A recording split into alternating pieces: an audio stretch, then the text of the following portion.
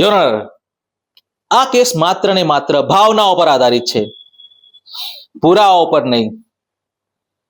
અત્યારે સોશિયલ મીડિયાના યુગમાં કોઈના ઉપર પણ આરોપ લગાવવા સહેલા છે. શું તમામ સુસાઇડની પાછળ પ્રોફેસર જ જવાબદાર હોઈ શકે?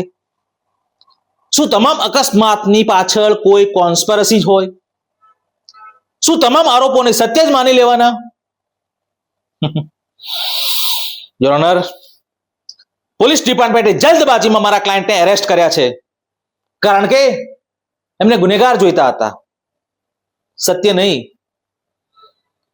યોર ઓનર, આ બધા જ આરોપીઓ ગુનેગાર છે, તો આમાંથી એક પ્રોફેસર ફરાર કેમ છે?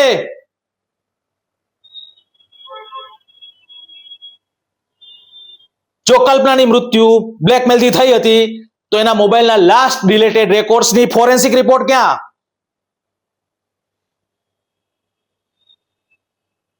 બીજી વિદ્યાર્થીનીનું મૃત્યુ ફૂડ પોઈઝનિંગથી થયું હતું, તો વિસ્કેરા રિપોર્ટને સીલ્ડ એવિડન્સની પાછળ મૂકવાનું કારણ શું?